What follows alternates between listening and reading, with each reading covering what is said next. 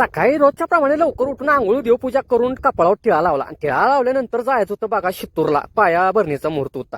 झड तशी आपलं उरकलं, हेल्मेट घातलं आणि आपलं गेलो. आणि जाता जाता याच्या मायला सगळं घाटात धुकच, किंवा आटुकडे वाडीचा घाट आणि एक नंबर दिसत होता. तरी पण पुढचं काय दिसत नव्हतं, तरी पण म्हटलं जाऊया हळूहळू. आणि हळूहळू गेल्यानंतर बरोबर आरळ्यात सुरेशभाऊंची गाठ पडली बघा. आणि सुरेशभाऊ म्हटलं घेऊया चहा.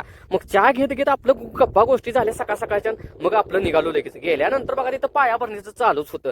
मग झड तशी आपलं काय असतं ते काम करून घेतलं आणि पाया पूजनाचा मुहूर्त झाला. लगेच 5 बायका त्यांच्या सवासणी असते तर पूजून झालं की आपला मानपान महत्वाचा असतो. मानपान घेतला की लगेच आपला दुधाचा चहा वरपला की झड तशी म्हणलं आपलं जाऊया. विषय कसा रामडा झाला पाहिजे. आता रस्त्यात सगळं खड्डच आणि आपलं ट्रॅक्टर चालकांना किती त्रास होत असेल, त्यामुळे ट्रॅक्टर चालकांना जरा बेतानच ट्रॅक्टर चालवा, ही मेन आहे बघा. नंतर गेल्यानंतर माझ्या साईडवर गेलो, तिथं बघा प्लंबिंग आणि लाईट फिटिंग चालूच होतं. कसं जुगाड खट्ट आहे. आणि घरी गेल्यानंतर माझा डॉन आला बघा पुढं पेडा. लगेच ते म्हणतो आत याचं नाही ना तर बुक्कीच सरळ बघा. आता काय बनायचं बोलायचं सांगा बरं. लगेच गडी आत पळत गेला.